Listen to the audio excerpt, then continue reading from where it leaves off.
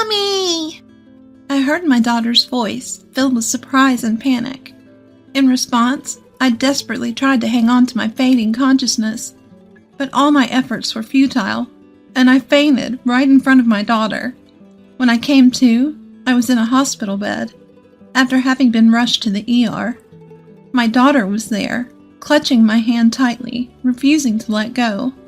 I must have given her quite a scare. I was filled with guilt, about to apologize when she spoke before I could. Mommy, the baby in your tummy says they don't want to get erased by Daddy. At her mysterious words, I held my breath in surprise. My name is Linda Williams. I'm a 27-year-old homemaker living with my husband Mark, who is 2 years my senior, and my 4-year-old daughter, Sarah. I used to work as a sports trainer until recently when I had to quit. The reason? I'm expecting our second child. I really didn't want to quit, but after my pregnancy was discovered, I started feeling unwell more often and had no choice but to leave. I was depressed after quitting a job I loved, but there were also good aspects. Up until then, Mark wasn't very helpful with housework or child raising, but he started taking the initiative for my sake. I'm worried about my health, but I'm glad that Mark is changing. At that time, I thought everything would be okay. Mommy, wake up! It's morning. When I woke up to Sarah's innocent voice, it was 7 a.m. The school bus for Sarah's daycare arrives at 7:30 a.m. I jumped up in a hurry. Shoot, Sarah, we need to get ready quickly. What's wrong? We overslept. If we don't hurry, the bus will be here. While rushing my confused Sarah and leaving the room, I realized that I hadn't seen Mark anywhere. He usually leaves around 7:15 a.m., so he should still be at home. Maybe he's downstairs. Maybe he's having breakfast. Although a little annoyed that he didn't check on us, I headed for the stairs. That's when it happened. I slipped, and I felt a momentary sensation of being thrown into the air. I'm going to fall! Instinctively reaching out for the handrail, I managed to grab onto it and prevent myself from tumbling down the stairs. Oh, that was close. I put my hand on my stomach immediately, but I didn't hit it, and it doesn't hurt. Just as I breathed a sigh of relief, Sarah, looking pale, rushed over. Mommy, are you okay? I'm fine, honey. Sorry for scaring you. Regaining my footing, I embraced Sarah. Then, Mark, who must have noticed the commotion, rushed over from downstairs. What happened? I slipped and almost fell down the stairs. Whoa, be careful. I'm sorry, but it was like the floor was slippery. What? And the floor seems to be cleaner than usual. I hadn't noticed until now, but the wooden floor in the hallway was sparkling, as if someone had polished it. Then Mark said in a flustered manner, Oh, right. I waxed the floor last night. Wax? Why would you do that all of a sudden? I noticed it while cleaning the floor, but I guess I got a little too excited. I'm sorry. Oh, I see. I was surprised by the idea of him waxing the floor, which was something he had never done before. But he had been doing a lot of housework recently, so perhaps he had started noticing the little things. Once men start paying attention to details, they just can't stop, can they? Even though I found it a bit strange, I decided not to worry about it. A few days later, on a Sunday, Mark had to go to holiday work, so I decided to take Sarah to the park, just the two of us. Before, I would run around and play with Sarah, but I can't do that now. I watched Sarah playing on the swing. A water bottle Mark had prepared for me in hand. Who would have thought that Mark would start preparing things like water bottle for me? When Sarah was first born, Mark was so uninterested in anything to do with the house. It still brings tears to my eyes when I think about it. He also had no interest in Sarah. So every time I say something to him, he gets grumpy. And coming home from work became later and later. The fact that he now prepares a bottle of water for me is still a shock. But I can't hide how happy it makes me. Thinking about this, and feeling a bit thirsty. I decided to take a sip of the tea Mark had prepared for me. Then, Mommy? After drinking about a quarter of the bottle, I suddenly felt dizzy and began to feel unstable on my feet. I grabbed onto the fence of the swing for support, but even then I could feel my strength fading, and it became increasingly difficult to stand. Mommy, what's wrong? Mommy? Hearing Sarah's surprised and worried voice, I desperately tried to hold on to my fading consciousness. If I faint here, I'll leave Sarah alone. But even with this thought, I fell right there while protecting my stomach. When I came to, the first thing that hit my eyes was a stark white ceiling. For a moment, I didn't understand where I was, but then I noticed the smell of disinfectant and the figure of a nurse appearing saying, "Are you all right?" I realized then that I was in a hospital. At the same time, I thought of Sarah. "Excuse me, Sarah, do you know where my daughter is? She should have been with me when I fainted." I sat up and asked the nurse. She said, "Ah," and seemed to understand immediately. Maybe trying to reassure me, she smiled at me. "She came to the hospital in an ambulance with you. She should be with your husband now." "My husband?" "He left work early to come here. He arrived a little while ago. He's such a caring husband." The nurse said that she would go and call them, and then left the room. Feeling relieved that Sarah was not alone, my head started to spin again, and I collapsed on the bed. Why? When there was no issue during my previous prenatal checkups? Was it because I moved around too much? Or did I eat something bad? As these thoughts spun around in my head, I suddenly remembered the tea from the water bottle that I had drank just before I fainted. Come to think of it, that tea. Just as I thought about this, the door opened, and the nurse, a doctor, Mark, and Sarah came in. Mommy! "Sarah, I'm glad. I'm sorry for leaving you alone." I'm okay, but what about Mommy? Are you okay, Mommy? "Yeah, I'm all right now." As I patted the head of Sarah, who had rushed over to me, the doctor smiled next to me. In the end, it was decided that I would be hospitalized for 2 or 3 days. After a thorough examination by the doctor and the nurse, they left the room. Mark said, "I'll go buy a drink," and he also left. In the hospital room, it was just me and Sarah. Then, Sarah seemed a bit restless and looked like she wanted to say something. "What's up, Sarah?" Mommy, can you keep a secret from Daddy? "Huh? Okay, but why?" Although I was wondering why, I nodded in agreement, and Sarah brought her face closer to me with a serious look. The baby is saying that they don't want to get erased by Daddy. "Huh?" I was momentarily speechless, unable to understand what Sarah was saying. Sarah then pursed her lips in dissatisfaction and spoke a little louder. The baby is saying Daddy's being mean, and the tea in the water bottle. At these words, I was taken aback, because I too had sensed an unusual bitterness in the tea from the water bottle. At the time of drinking, I thought maybe Mark had bought a different type of tea than usual and didn't give it much thought. But thinking about it now, I was hit by a terrible dizziness just after drinking that tea. I had a slight feeling somewhere in my heart that there might be some relation to the fainting incident. But what does it mean by the baby saying, "Hey, Sarah, I'm sorry I'm late. The cafeteria was crowded."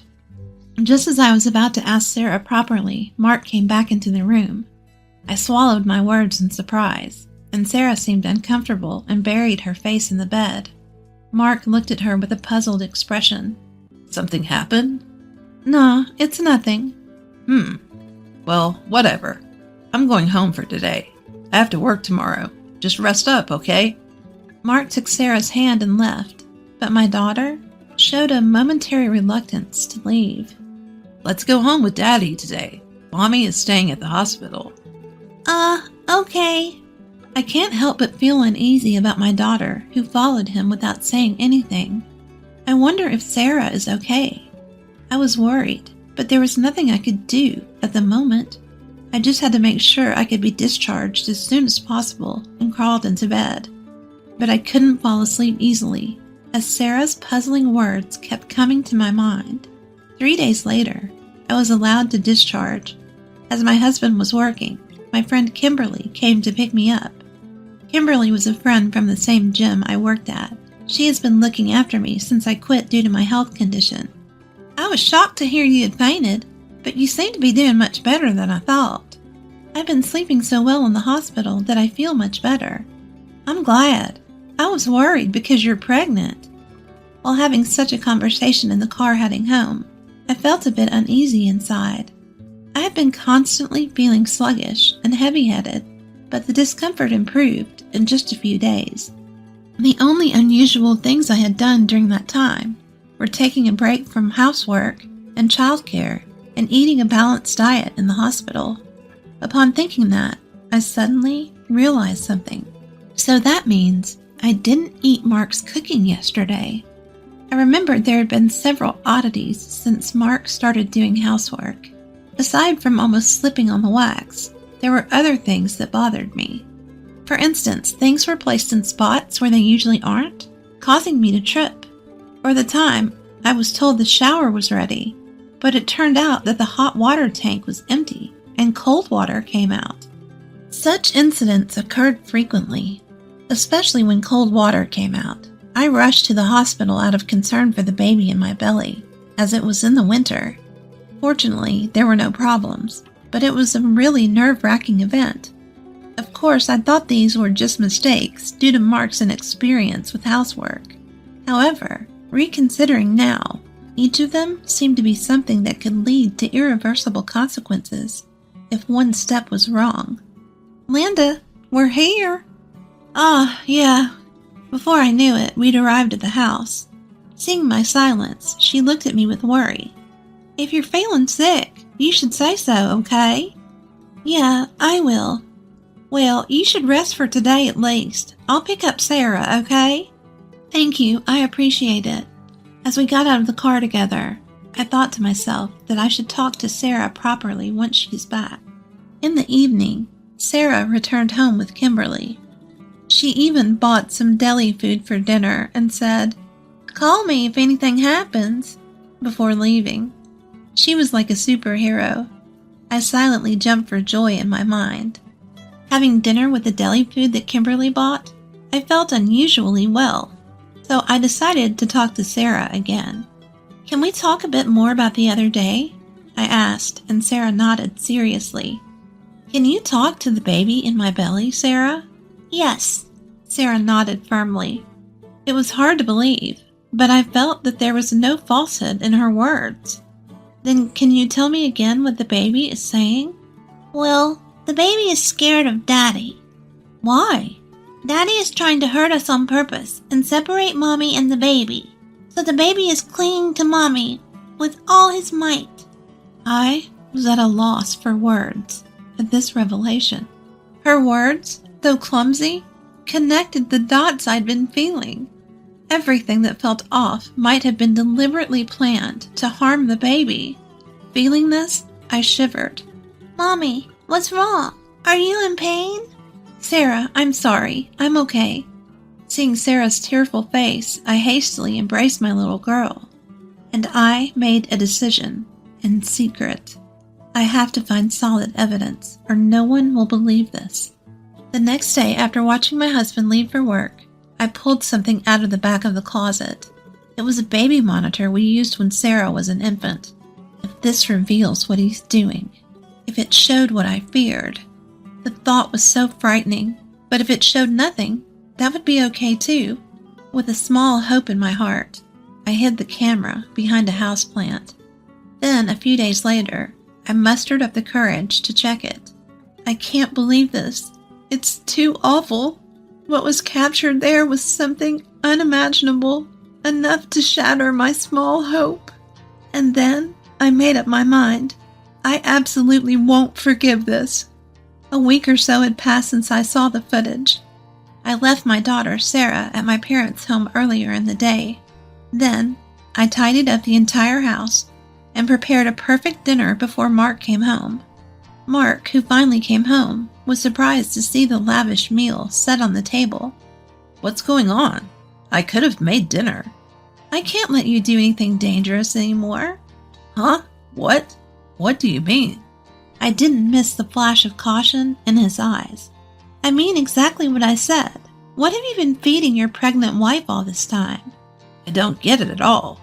My health has improved significantly since I stopped eating your cooking for the past week. What's that supposed to mean? I had pretended to eat my husband's cooking and threw them all away. When I told this to my husband, he was slightly shaken.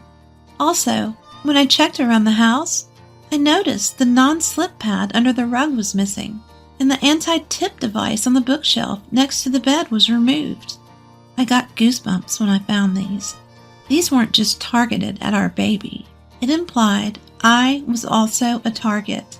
When I glanced at Mark, his mouth was twitching as he tried to force a smile.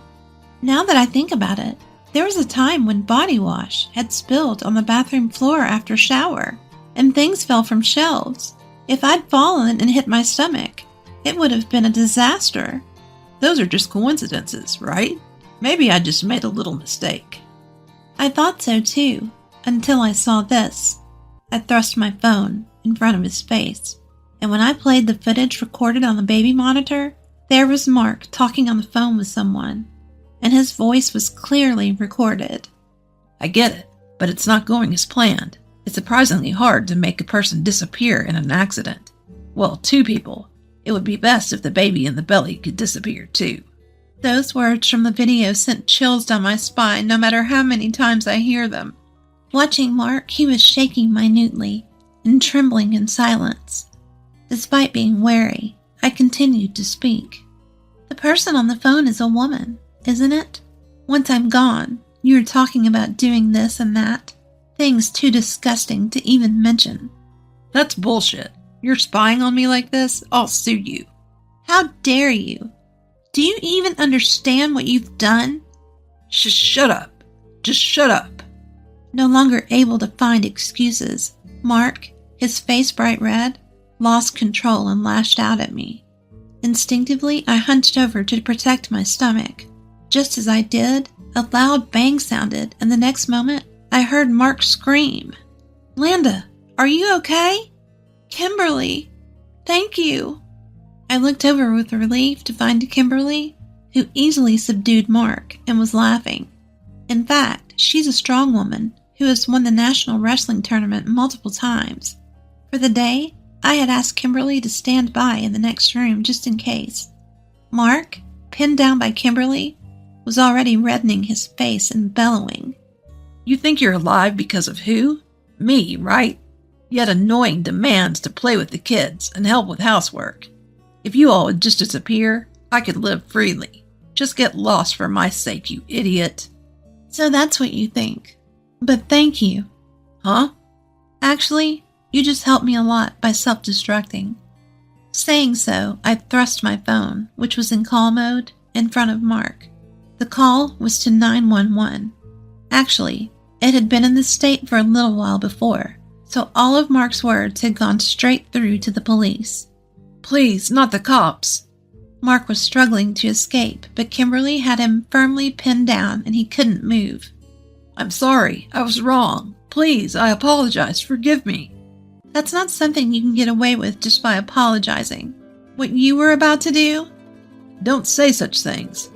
While Mark was thrashing around, the sound of several footsteps and a voice saying, "We're coming in," echoed, and the police officers entered through the door that was already unlocked. And in no time, Mark was taken away. Even on his way, Mark was pathetically clinging to me and pleading like, "Help me." A subsequent investigation revealed the plan by Mark and his mistress. The objective was to eliminate me, who was in their way, so they could be together. Even if they failed to get rid of me, they were contemplating a story that the loss of our child due to my carelessness would lead to divorce. Moreover, if they could blame it on me, they thought they could claim compensation at the time of divorce. The sheer audacity of it all leaves me speechless.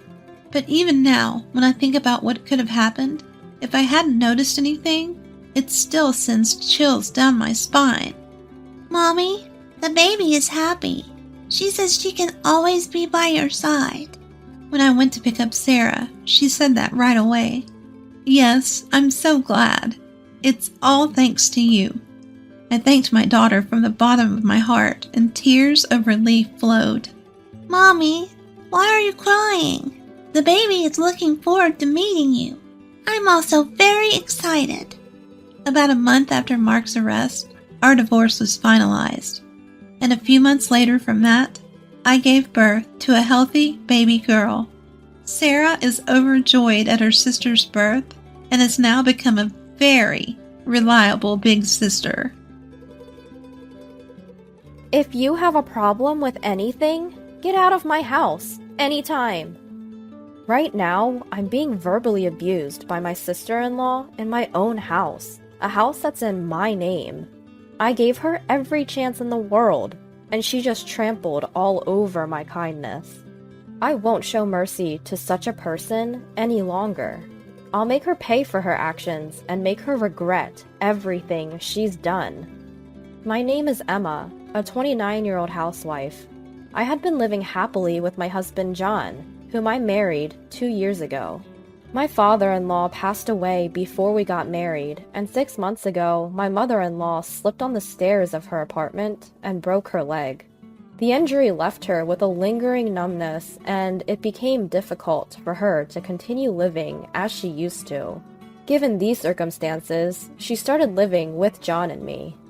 The house we live in was passed down to me by my father. My dad loves to travel, and he even bought a motorhome. He left the house he'd been living in to me and started a life in his motorhome with my mother. I decided to take advantage of my father's kindness and began living in the house he'd given me. Now, considering the care for my mother-in-law, I'm glad I accepted the house from my father. Emma, I'm sorry for moving in and needing your care, my mother-in-law said. It's okay, mother-in-law. Please, don't worry about it, I responded. From the first time we met, I liked my mother-in-law because she always maintained a healthy distance. That's why when she got injured and my husband suggested she move in with us, I could accept it without hesitation. Then, one day, a storm blew into our peaceful life. The doorbell rang while I was in the middle of cleaning the house. Yes, who is it? When I opened the front door, there stood my husband's sister, Jessica. Hey there, Emma! Long time no see! Oh, Jessica? Don't be so surprised. We're sister-in-laws after all. Well, about that sister-in-law thing. To be honest, I've never really been fond of my husband's sister, Jessica. She had been living with her husband for quite some time before John and I got married. She recently had a baby, but she demanded a hefty baby gift from my mother-in-law and never let us meet her grandchild. Not to mention, she was utterly selfish at our wedding. This food is awful! Totally killed my mood. She had no problem loudly complaining about everything. When my mother-in-law got injured, she dumped everything onto John, saying, "You're the older brother, aren't you? You should take care of this." She didn't even come to check on my mother-in-law. And of course, she was just as disrespectful to me, saying things like, "So, you're Emma, huh? You're kind of plain." The first time we met. I can never forget the shock of that day. Jessica always has something unnecessary to say, and that's why I never had a good impression of her. When she showed up unannounced that day, I had a bad feeling about it. "Jessica, what brought you here?" I asked. In response to my question, my sister-in-law Jessica shrugged her shoulders rather exaggeratedly. "Well, you see, I'm a little strapped for cash right now. Could you lend me $1,000? No, make that $2,000? What? $2,000? That's too much. I hurriedly retorted, but Jessica showed no sign of backing down. In fact, she even aggressively asked for $1,000. Should I just lend her the money and get her to leave as quickly as possible? A fleeting thought crossed my mind, but given Jessica's personality, once I lent her the money, I knew I wouldn't get it back. I decided to firmly refuse. No matter how much you ask, I can't. I'm sorry. We have our own lives to live. At that, Jessica's mood worsened abruptly. Just give me the money. How dare you defy your sister-in-law? Just as I thought she had shouted enough, she suddenly pushed me on my shoulder, causing me to fall on my rear. Looking down at me, Jessica smirked and extended her hand. Come on, lend me the money now. That made me really mad. Can't do. Please leave. I forcibly ejected Jessica and locked the door. Hey, open up. Are you listening to me? Jessica shouted from the porch. Reacting to her voice, my mother-in-law handled it for me through the door. If you're going to make any more noise, I'm calling the police. Jessica instantly quieted down, stating, Fine, I'll be back, before she left that day. After confirming Jessica's departure, my mother-in-law apologized to me. Emma, I am really sorry. My daughter caused you so much trouble. Mother, it's okay. In the end, I didn't lend her any money. But still, I'm truly sorry. It must have been unpleasant for you. My mother-in-law seemed to feel a lot of guilt, and she kept apologizing. I couldn't help but wonder how such an arrogant daughter could have come from such a humble mother. When my husband, John, came home that night, I told him everything that had happened. Upon hearing the story, his face turned beet red with anger. What the? That's too much of a nuisance. Emma, I'm really sorry. I don't even know how to apologize. My husband bowed his head to me. Seeing this, my mother-in-law once again apologized. And so, the day ended with an incredibly awkward dinner. The next day, the intercom rang again. Through the door, I could hear Jessica's cloying voice. Emma, darling, please. I won't do anything weird anymore. Just lend me the money and I'll leave right away. Oh boy, 2 days in a row? Even I was taken aback. Unfortunately, my mother-in-law was out, so I was home alone. I cautiously opened the door with the chain on, and Jessica peeked in with great enthusiasm through the gap. Oh good! You opened it! So, about yesterday... Jessica, like I said before, I can't lend you money. At my preemptive strike, Jessica frowned for a moment, but then quickly began to feign tears. But if things continue like this, I'll starve to death with my daughter. Starve to death? What do you mean? I'm in debt to my husband. Sensing that I had taken the bait, my sister-in-law Jessica immediately responded. Because of these debts, I can't even live properly. I don't even have anything to eat for tomorrow. Do you understand how I feel? Really? Are you kidding me? Who does she think would sympathize with such a cheesy sob story? Does she expect me to say, "Oh, that's tough. Let me lend you some money"? While I felt like pointing out the absurdity of her claim, I responded calmly. I understand you're going through a hard time, but we have our own lives to live. I'm sorry. Upon hearing this, Jessica instantly stopped her sobbing act, and her face twisted into an angry scowl. What? You're just gonna abandon me in my time of need? Seeing this conversation was going nowhere, I quietly closed the door. Jessica was still ranting and raving at the front door. After a while, my mother-in-law returned from her day service. You! Are you causing trouble again? I told you I'd call the police, didn't I? At my mother-in-law's stern words, Jessica hastily made her exit. Emma, I'm sorry you had to deal with all this while I was away. My mother-in-law apologized, looking sorry. I cheerfully replied, "Oh, don't worry about it. I kept that chain on the door today. Plus, you returned just in time, so that was a relief." That night, the three of us, my husband John included, were all talking about Jessica.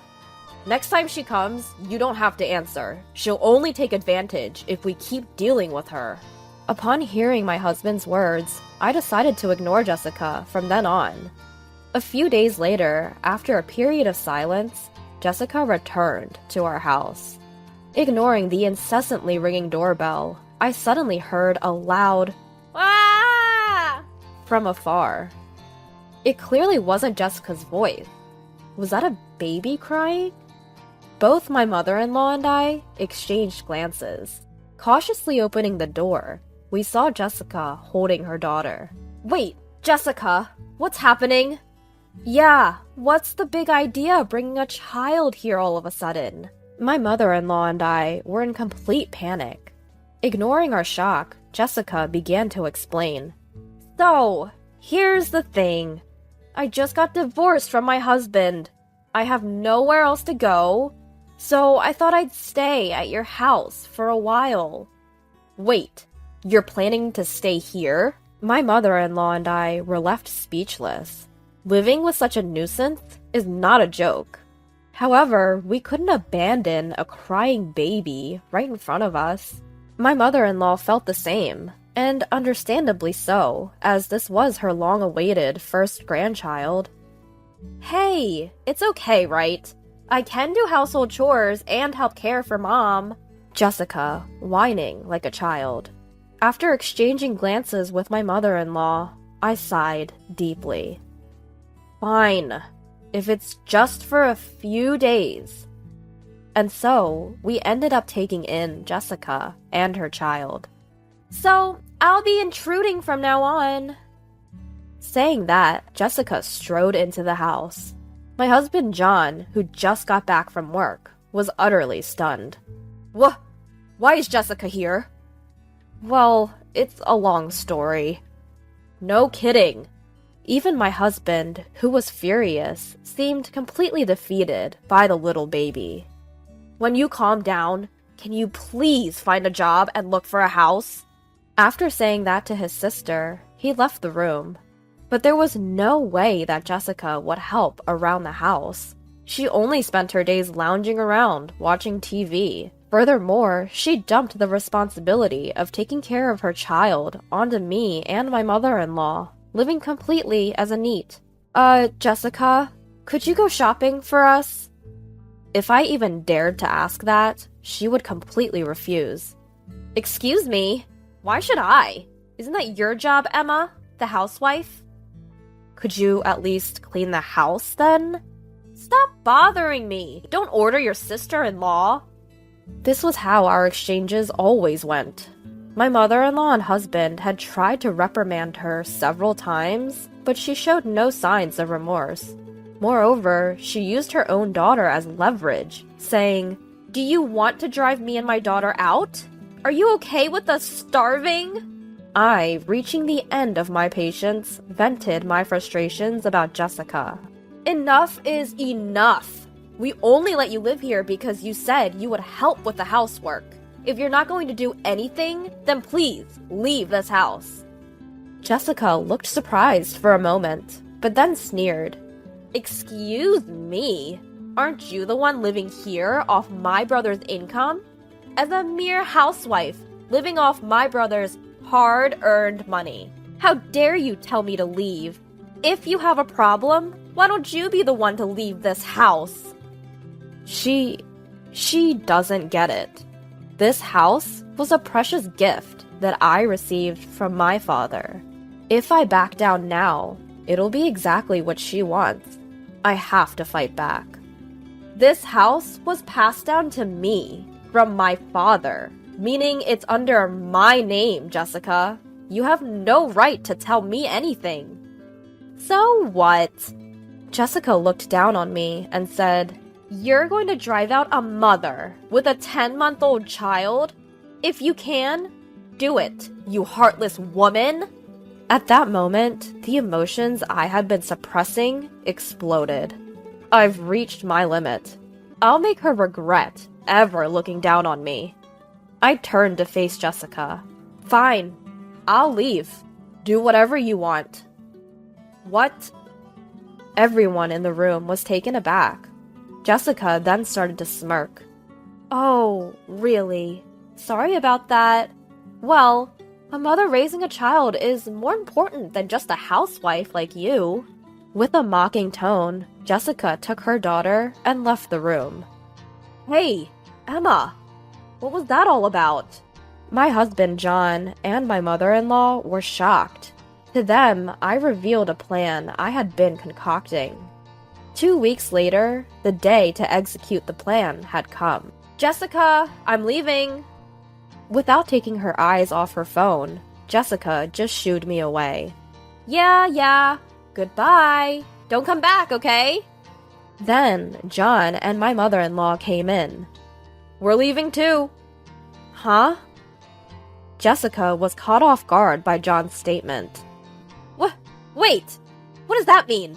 I thought only Emma was leaving. There's no way that's true. Both your mother and I are on Emma's side. We're cutting ties with such an unreasonable sister like you. What? How dare you?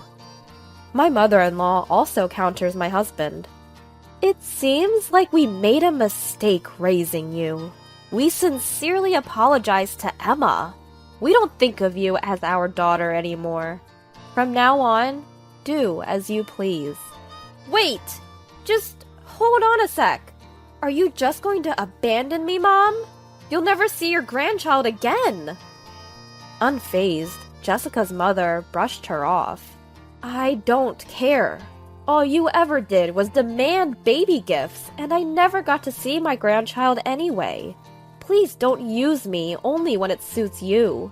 No. Mom. Jessica's face gradually turns pale, but I have no intention of helping her now. I decided to give her a final, ultimate revenge. Oh, by the way, we're selling this house, so you should find a place to live by the end of the month. Sell? This house? Jessica is in a complete state of shock. Wait a second. You're joking, right? It's not easy finding a place to live. We don't care. We're moving. So, goodbye. Wait! Please, forgive me. I promise I won't complain anymore. Please, take me with you. Jessica was screaming and begging, but we ignored her. We took only the essential belongings, and John, his mother, and I moved to our new home. Jessica, left without a place to go, ended up living at her ex-husband's house. His debts are still accumulating, and now Jessica has no choice but to work part-time. If she had behaved decently in our house, none of this would have happened. Truly, she reaped what she sowed. However, there is a part of me that is grateful. Thanks to this, we were able to move to a wheelchair-accessible apartment. John's mother can now move around much more without any help. The security is also well established, so even if Jessica comes to visit in the future, we won't be bothered as we were before. John and his mother still feel guilty, but since we gave Jessica a taste of her own medicine, I'm not too bothered. Just being able to live happily with John and his mother is enough to make me feel blessed. From now on, I want to take care of those who care for me. I sincerely hope that the house we inherited from my father goes to someone wonderful.